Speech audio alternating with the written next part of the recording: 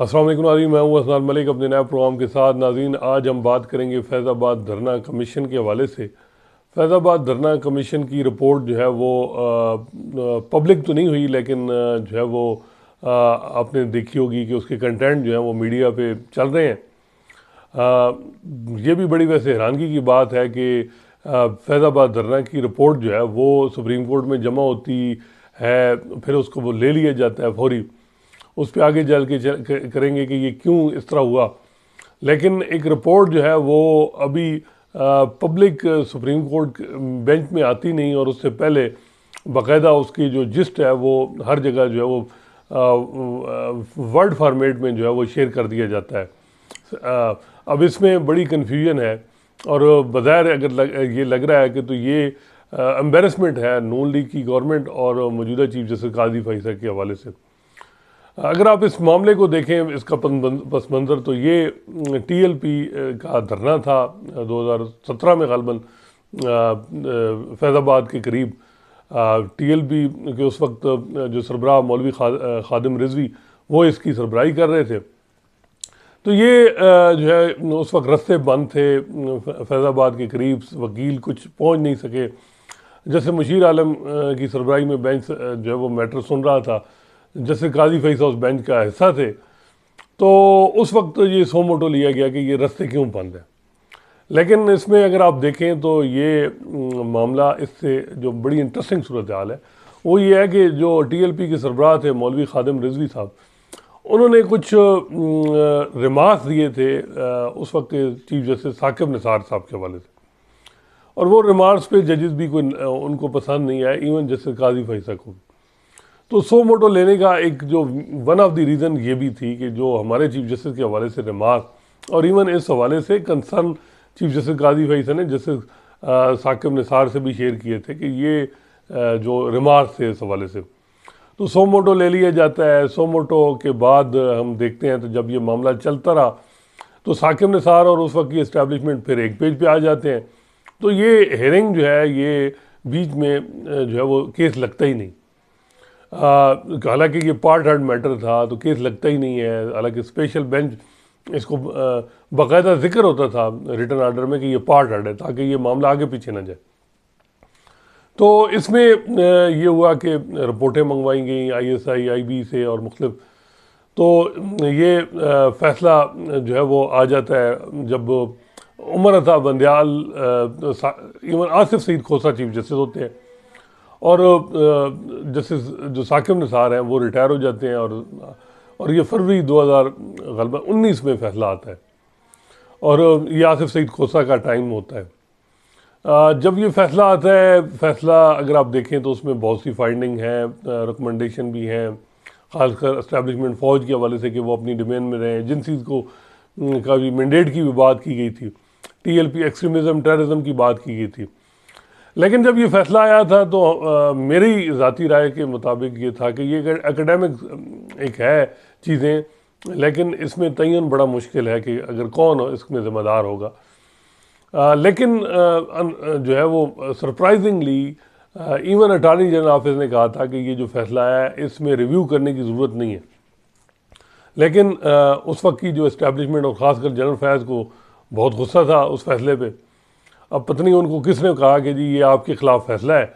सबसे पहले ये मैं आपको ज़िम्मेदारी से बता रहा हूँ कि उस वक्त एक जो वकील थे उसने कन्फर्म भी किया था कि फैज़ाबाद धरना की जजमेंट के बाद रावलपिंडी में वकीलों की एक मीटिंग होती है, उनको बुलाया जाता है।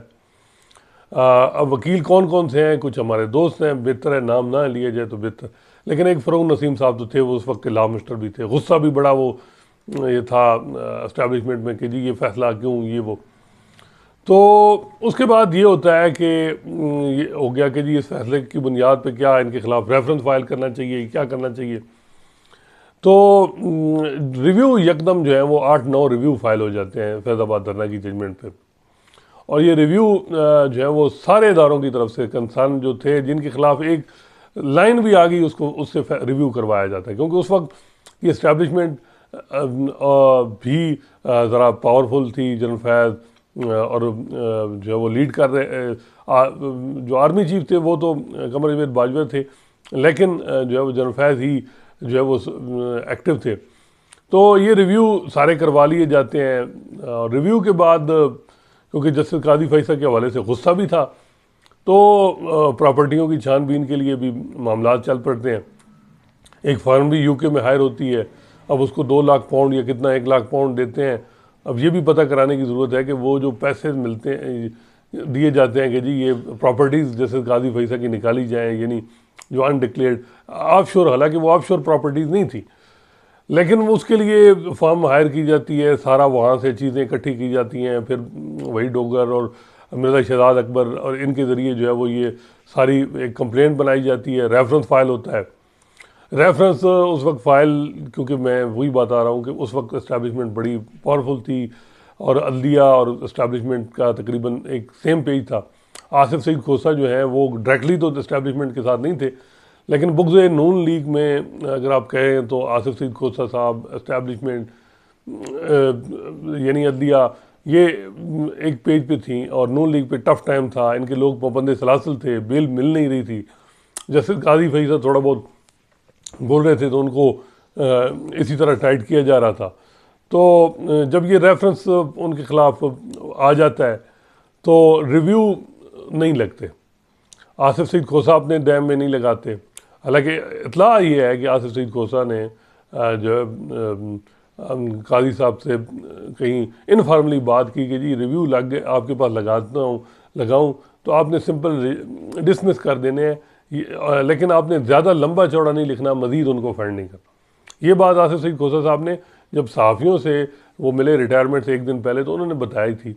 जब उनसे पूछा कि ये कादी साहब कहते हैं कि जी आपने उनको अलहदा लेके कोई बात की थी, क्या बात की, तो उन्होंने कहा जी मैंने तो बड़े उनकी हम यानी उनकी फेवर में की थी कि जी उन्होंने चीफ जस्टिस बनना है और ऐसी कोई चीज़ ना लिख दें, जजमेंट रिव्यू जब उनके पास लगे तो वो सिंपल डिसमिस करें, मज़ीद ऑफेंड ना करें।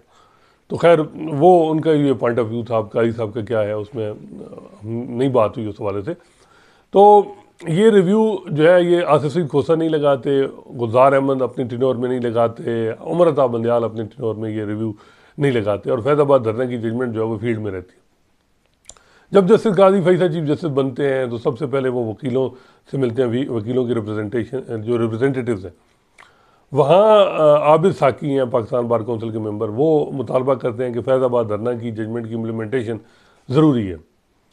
तो 2 हफ्ते बाद ये केस लग जाता है, रिव्यू लग जाते हैं। तो रिव्यू मज़े की बात है, सारे जितने इदारे हैं, इलेक्शन कमीशन हो गया, IB, ISI, इवन और PTI, सब ने कहा जी, PTI ने भी रिव्यू फाइल किया था, तो सब ने कहा जी हम रिव्यू विड्रॉ करते हैं। अब वो वर्ड बड़ी हैरानगी हुई कि ये रिव्यू क्यों इतनी जल्दी, पहले एकदम 8-9 रिस्पॉन्डेंट जिनके जो ज़रूरी भी नहीं था तो उनसे रिव्यू करवाया गया, इतना गुस्सा था, और यकदम रिव्यू जो है वो वापस लिए जा रहे हैं। खैर उसके बाद हुकूमत से पूछा जाता है कि इसकी अमल दरामद के लिए पहले एक फैक्ट फाइंडिंग कमेटी बनती है, कमेटी को रिजेक्ट कर दिया जाता है, फिर उसके बाद इंक्वायरी कमीशन बनता है।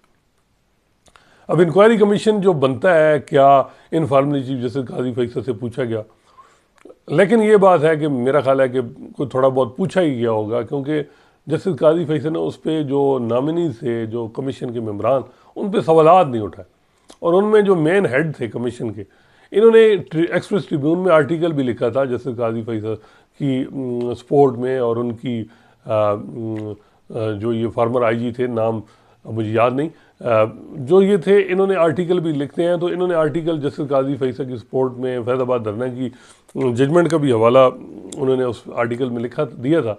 तो सबका ये था कि ये तो बहुत अच्छा रिपोर्ट देंगे, इन्होंने तो इतना बोल्ड स्टांस और ये इतने अच्छे आर्टिकल लिख रहे हैं। गालिबन इस तासुर में ही इनको कमीशन का सरबराह और जस्टिस कादी फैसल या जुडिशरी ने भी इतराज़ नहीं किया होगा कि जी इनका तो पॉइंट ऑफ व्यू भी हल्का फुल्का आर्टिकल्स में आ रहा है। तो उसके बाद कमीशन बन जाता है। कमीशन का में जस्टिस कादी फैसल जो है वो बेंच की सरबराही कर रहे होते हैं, और वो ये ख्वाहिश का इजहार भी करते हैं कि जी इसमें TOR में ये भी डाल दिया जाए कि ये जो रिव्यू सारे इकट्ठे फाइल हो गए जो इस फैज़ाबाद धरने की जजमेंट में, ये क्या कोइंसिडेंट था या किसी इंस्ट्रक्शन, एक ही सोर्स से इंस्ट्रक्शन थी, क्योंकि बज़ाहिर तसर ये था कि जनरल फैज़ ने ये सारे रिव्यू फाइल करवाए और इतने, और ये इस तसर की कहीं बात उस वक्त के हिसाब से हकीकत भी है। हालांकि शेख रशीद साहब, एजाजुल हक या PTI, MQM, election commission, PEMRA, इनको क्या लगे कि सारे ही इतनी जल्दी रिव्यू फाइल कर रहे हों। हालांकि अटार्नी जनरल उस वक्त के जो डिप्टी अटार्नी जनरल, जो बाद में एडिशनल अटार्नी जनरल बने, सुहेल महमूद, उनका ये पॉइंट ऑफ व्यू था कि हमें रिव्यू करने की ज़रूरत ही नहीं है, ये एकेडमिक एक्सरसाइज है, खामखा अपने आप को क्यों इसमें डाला जा रहा है। और मेरी समझ में यही था कि इस रिव्यू, इस जजमेंट में कोई ख़ास ऐसे नहीं है। क्यों ये जनरल फैज़ को या उस वक्त की इस्टेब्लिशमेंट को किसने ये मशवरा दिया था कि फैज़ाबाद धरना की सामने रख के जैसे काजी फैसा के साथ एक जो है वो महाज बना दिया जाए। गैर ज़रूरी तौर पे महाज बनाया गया, और इसकी भी वैसे तहकीकात होनी चाहिए। क्या खैर तहकीकात किस चीज़ की, इस्टेब्लिशमेंट जब चेंज हुई तो उसने अपना सारा पॉलिसी जैसे काजी फैसा के हवाले से चेंज कर दी। तो माजी की इस्टेब्लिशमेंट ने जो किया वो तो अब जो भी हो गया हो गया। बज़ाहिर ये भी लग रहा है कि कुछ वकील जो थे वो भी जैसे काजी फैसा साहब के, उनका भी ये है कि वो कोई उनके तलक़ात ठीक नहीं थे, तो उन्होंने भी अपना पॉइंट ऑफ व्यू यही होगा कि यार ये मौका अच्छा है, मुख्तदर हल्के और जैसे काजी फैसा सामने सामने अपॉइंट, पुराने स्कोर सेटल करो, बीच में कहो हाँ जी बड़ी जजमेंट बड़ी सख्त है, आप कुछ ना कुछ इस पर रिव्यू करें, कुछ करें, फिर रेफरेंस भी फाइल हो जाता है। और रिव्यू जो होते हैं उसमें कहा जाता है कि जैसे काजी फैसा ने मिसकंडक्ट किया, इनको ओहदे पे नहीं रहना चाहिए। और मज़े की बात है, इरफान कादिर जो थे, जो अब नून लीग के साथ भी मुंसलिक हैं, एडवाइज़र भी रहे हैं नून लीग की हुकूमत के साथ, मादी की हुकूमत में, अब भी आजकल इतलात ये हैं कि मे भी उनको कोई ओहदा मिल जाए, ईवान सदर में मिल जाए या कहीं मिल जाए, तो वो भी इस रिव्यू दायर करने वालों में थे। खैर ये सारा हो जाता है। अब जो कमीशन की रिपोर्ट आती है, अब कमीशन की जो रिपोर्ट आती है, मज़े की बात है, ये रिपोर्ट अभी सुप्रीम कोर्ट में केस नहीं लगता, ये वर्ड फॉर्मेट में ये शेयर हो जाती है सिलेक्टेड। ये जिस तरीके से शेयर होती है, इसमें तसर ये मिल रहा है कि जो नून लीग का नैरेटिव था वो बड़ी तबाही हुई। एक तो ये उसमें फाइंडिंग ये है कि जो उस वक्त की पंजाब हुकूमत यानी शहबाज शरीफ चीफ मिनिस्टर थे, वो ज़िम्मेदार हैं, वो धरने को रोक नहीं सके। हालांकि अभी राना सनाउल्ला जो उस वक्त इंटीरियर मिनिस्टर थे, उनका बयान आया है कि जी हमें तो एजेंसीज़ ने कहा था कि अगर आपने कुछ किया तो खून खराबा होगा, इनको रोके ना। तो हम तो जो भी, और मेरा ख्याल है कि उस वक्त जो हालात थे, क्योंकि इस्टेब्लिशमेंट की खामोश सपोर्ट तो थी PTI को और नून लीग के हवाले से, तो उसको रोकने के लिए यही इस किस्म का था कि जी डायलाग से मामला करें, हल बातचीत से करें। और बातचीत वो मानते नहीं थे, क्योंकि इस्टेब्लिशमेंट फ़ौज के अलावा जब सबको पता हो कि सिविल और मिलिट्री जो एक पेज पे नहीं है लीडरशिप, तो सबको उसमें फ़ायदा लिया जाता है। और यही उस वक्त सूरत हाल थी कि नून लीग के टाइम पे, और ये जब दूसरी दफ़ा शायद खाकान अब्बासी प्राइम मिनिस्टर बने, तो वो सबको पता था कि कहीं ना कहीं PTI के लिए हमदर्दी है, उसका फ़ायदा उठाया जा रहा था। तो ये अब जो फाइंडिंग आई है, फाइंडिंग में ये है कि जी जनरल फैज़ का कोई नहीं, उनको क्लीन चिट, उनको तो जी शायद खाकान अब्बासी ने इंस्ट्रक्शन दी थी। मेरा ख्याल है कि ये बात ठीक है किसी हद तक कि उनको तो प्राइम मिनिस्टर के PM हाउस में एक मीटिंग होती है और जनरल फैज़ को टास्क दिया जाता है कि आप इस धरना के इस मामले को ख़त्म कराएं, और ख़त्म जो कराया जाता है। और यही शायद खाकान और एहसन इकबाल की जो है स्टेटमेंट है। अब उसके बाद इसमें और चीज़ें भी हैं। अब ये इसका जो फाइंडिंग आई कि जो क्लीन चिट जनरल फैज़ को मिला, ये ऐसा है कि जी बेहतर होता कि ये कमीशन ना बनता। जैसे काजी फैसा की जजमेंट पे अब सवालात PTI के जो सपोर्टर हैं वो भी कर रहे हैं कि जी फिर ये फैसला जजमेंट क्या, जिसमें ऐसी फाइंडिंग, इसमें तो कुछ भी नहीं था, जनरल फैज़ को तो क्लीन चिट, तो फिर ये क्यों ये बात और जनरल फैज़ को टारगेट किया गया। तो यही बात हो रही है कि जब जजमेंट में कुछ नहीं था तो जस्टिस काजी फैसा के पीछे को टारगेट क्यों किया गया। जब इसमें जो है वो रिस्पॉन्सिबिलिटी का आइडेंटिफाई नहीं थी और ना हो सकती थी, तो फिर क्यों इस्टेब्लिशमेंट ने, उस वक्त की इस्टेब्लिशमेंट ने डायरेक्टली जैसे काजी फैसा के खिलाफ मटेरियल इकट्ठा किया, रिव्यू फाइल करवाया, उनमें कहा कि ये मिसकंडक्ट किया। तो गुस्सा उनकी तरफ से था इसमें। जैसे काजी फैसा का तो मेरा ख्याल है ऐसा सच नहीं है मामला। उन्होंने तो चलें, उन्होंने भी किया होगा कि उस रिव्यू, उस सो मोटो में बहुत सी चीज़ें लिखी होंगी मुख्तलिफ जो उस वक्त नहीं थी, जिस तरह 2014 के धरने का जिक्र है, पैमरा का कि जी पाबंदियाँ हैं, ये वो। लेकिन इसमें जो दो तीन चीज़ें हैं वो अभी रिपोर्ट में नहीं आई। एक ये आई है कि सीनियर सहाफ़ी अबसार आलम, उन्होंने इसी केस में जब ये फैज़ाबाद धरना का जस्टिस काजी फैज़ साहब बने तो उस वक्त वो आए, उन्होंने स्टेटमेंट दी कि जी मुझे जब मैं चेयरमैन पैमरा था तो उस वक्त गलबन DGISI तो नहीं थे, ये नहीं DGC थे जनरल फैज, उनकी कॉल आई कि जी चैनल को बंद ना करो, ये चैनल को बंद करो, इस तरह की बात आई। और मैंने फिर लेटर लिखा था उस वक्त प्राइम मिनिस्टर को भी और आर्मी चीफ को भी कि जो इन्वॉल्वमेंट थी। अब उस पर कमीशन क्या कहता है कि जो अबसार आलम के साथ जो जनरल फैज़ का इंटरेक्शन, जो उनको कॉल आई थी, उस पर क्या फाइंडिंग है ये कोई पता नहीं। फिर ये था कि जो TOR में डाला गया कि जी ये रिव्यू इकट्ठी हो गई, कोइंसिडेंट थी या किसी की इंस्ट्रक्शन पे, इस पे खामोशी। अब इसमें एक बात है कि जी आर्मी का कहा गया कि जी सिविल मैटर में ना इन्वॉल्व हो, बदनाम होगा इंस्टीट्यूशन, आर्मी एक मुकद्दस इदारा है, वो बदनाम होगा, इस किस्म की बातें हुई हैं। ये तो आइन में भी लिखा हुआ है कि आर्मी का ये काम नहीं है कि सिविल मैटर में और इस तरीके मामलात में नहीं, उनका तो काम है मुल्क की दिफा का। तो IB को कहा गया कि इसको जो है वो मज़ीद एम्पावर इंटरनल मामलात में किया जाए, इस किस्म की फाइंडिंग है। लेकिन जो इसमें सबसे जो इम्पोर्टेंट चीज़ वो ये है कि जी पंजाब हुकूमत ज़िम्मेदार थी, उसने धरना रोका नहीं पंजाब से, लाहौर से, क्योंकि ये चले थे, इनको रोक सकते थे। तो अब इस पे सवाल उठ रहा है कि जी पंजाब नून लीग पे उठ रहा है और जैसे काजी फैज़ पे ये है कि जी आपने इतना कुछ किया है तो इसमें तो निकला ही कुछ नहीं, तो ज़रूरत क्या है, कमीशन नहीं बनता तो बेहतर था। यही बात हो रही है कि जब कमीशन इस तरह के, अभी 6 जजेस बयान दे रहे हैं कि एजेंसीज़ की इन्वॉल्वमेंट इंटिमिडेशन की, और कहा जाता है कमीशन, तो कमीशन तो फिर इसी किस्म की रिपोर्ट देते हैं। लेकिन एक चीज़ इतला ये है कि जब ये रिपोर्ट आई 2 दिन 3 दिन पहले, तो ये कापियाँ मुख्तलिफ दी गई, लेकिन फ़ौरन ले ली गई कापी। एक कापी बताया जाता है कि सुप्रीम कोर्ट रजिस्ट्रार ऑफिस में मौजूद है, लेकिन कोशिश की गई कि फिर वापस ली जाए। अब क्या इसमें कुछ अमेंडमेंट होंगी, ये नई रिपोर्ट, क्योंकि ये एक नैरेटिव भी चल रहा है कि जी ये जो रिपोर्ट है ये ठीक नहीं है, रिपोर्ट अभी तक आनी नहीं है। बात तो ठीक है कि रिपोर्ट ऑफिशियली तो नहीं आई, ना पब्लिक हुकूमत ने की, क्योंकि इंक्वायरी कमीशन की रिपोर्ट हुकूमत पब्लिक कर सकती है। आज कैबिनेट की मीटिंग है, क्या पता कैबिनेट कर दे, लेकिन उससे पहले सुप्रीम कोर्ट ने देखना है, सुप्रीम कोर्ट देखे। अब ये सिलेक्टेड जिस तरीके से चीज़ें निकाली गई, एक पूरा जिस्ट निकाला गया, और उस टाइम पे निकाला गया जब चीफ जस्टिस काजी फैज़ यहाँ इस्लामाबाद में मौजूद नहीं है, लाहौर में है, तो वो भी कुछ नहीं कर सकते कि अब ये इन हालात में वो क्या, ये जो रिपोर्ट और 2 दिन से जो अब उन पर क्रिटिसिज्म आ रहा है। अब इस कमीशन ने कहा है जी कि मुस्तफ़ा इम्पैक्ट जजमेंट जो साकिब निसार की है, कि फेडरल गवर्नमेंट को डिफाइन किया गया कि prime minister and cabinet minister वो जो फैसला करेंगे, कैबिनेट वो फेडरल गवर्नमेंट का फैसला कहलाएगा, प्राइम मिनिस्टर अकेला नहीं कर सकता रूल्स ऑफ बिजनेस में जो। तो कहा गया कि जी वो रिविज़िट करें अब मुस्तफ़ा इम्पैक्ट्स पे। हालांकि बहुत से वकील और मेरी ज़ाती राय में भी मुस्तफ़ा इम्पैक्ट्स एक बहुत ज़बरदस्त जजमेंट है। इस तरह है कि जी माजी में हमने देखा कि प्राइम मिनिस्टर तो बादशाह बन जाते थे, कैबिनेट की मीटिंग साल साल में नहीं करते थे, 3-3 महीने 4-4 महीने मीटिंग। तो अच्छी बात है कि जी ये जो किया गया है।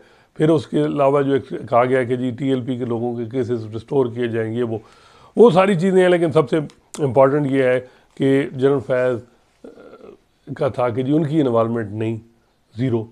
ये एक बात हो रही है। तो जैसे मैंने बताया कि अबसार आलम की बयान पे खामोशी है। तो अब देखना है कि इस मामले को किस तरह चीफ जस्टिस काजी फैज़ डील करते हैं, क्योंकि बज़ाहिर तो ये है कि उनकी जो उनका पूरा एक उनके प्रेसिडेंशियल रेफरेंस फाइल हुआ था, उस वक्त से नैरेटिव तो यही था कि ये जो कुछ भी मेरे ख़िलाफ़ जो रेफरेंस ये आया है, ये फैज़ाबाद धरना की जजमेंट की वजह से है, इसमें कोई शक नहीं है। और हम यही कहते थे कि इसमें डायरेक्टली कोई चीज़ नहीं है, क्यों इसको अना का मसला उस वक्त की इस्टेब्लिशमेंट ने बनाया, ये बात। लेकिन बात अब दूसरी तरफ जो मुखालिफ हैं जैसे काजी फैज़ के, वो तो ये कह रहे हैं कि जी बज़ाहिर ये लग रहा है कि जैसे काजी फैज़ ने जो लिखी चीज़ें वो हकीकत पे नहीं बेस थी, इस वजह से ये चीज़ हो गई है। और कमीशन की रिपोर्ट, अब जो कमीशन की रिपोर्ट वापस ली है, अब जो मौजूदा एक तो बात यह है कि जो ये रिपोर्ट आई है इसमें ये जो रिपोर्ट वापस ले ली गई है, क्यों ली गई? इतला ये है कि मे बी एक मेंबर ने जब बताया गया कि ये चीज़ें लिखी गई हैं तो फिर वापस ले ली गई। अब इसमें एस्टैब्लिशमेंट को क्या कंसर्न हो सकते हैं?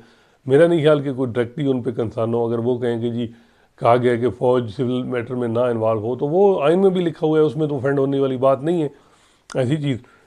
दूसरी बात यह है कि रिपोर्ट सारी आई नहीं है। अब मे भी उसमें कोई ऐसी चीज़ हो जो हम समझ रहे हो जो ओवरलुक हो गई हो और जो मीडिया में शेयर हो रही हो है सिलेक्टेड किस्म की चीज़ें, वो उनमें वो ना हो। जैसे मैंने बताया अफसार साहब के बयान पे कमीशन की क्या फाइंडिंग, जो रिव्यू फाइल हुई हैं उन पे क्या फाइंडिंग, ये दो बहुत इंपॉर्टेंट चीज़ें। तो अब ये है कि जस्टिस काजी फैसला देखते हैं कि वो इस मामले को कैसे एडजुडिकेट करते हैं। सारी जिम्मेदारी उन पे है कि वो ये केस कब लगाते हैं। रिपोर्ट पब्लिक हो गई है और रिपोर्ट पब्लिक सॉरी नहीं हुई, रिपोर्ट लीक हो गई है। माजी में हमने देखा कि अरशद शरीफ केस में फैक्ट फाइंडिंग कमेटी ने की रिपोर्ट जब लीक हुई, उस पर सुप्रीम कोर्ट ने बड़ा कंसर्न शो किए थे और बाकायदा कहा था कि इस मामले को इंक्वायर करें कि ये कैसे लीक हुई, पब्लिक में हुई, इसका बात। तो अब देखते हैं कि क्या मौजूदा सुप्रीम कोर्ट भी इस मामले में देखेगी कि कमीशन को चाहिए नहीं था कि सील एनवेलप में रिपोर्ट जो है वो हवाले करते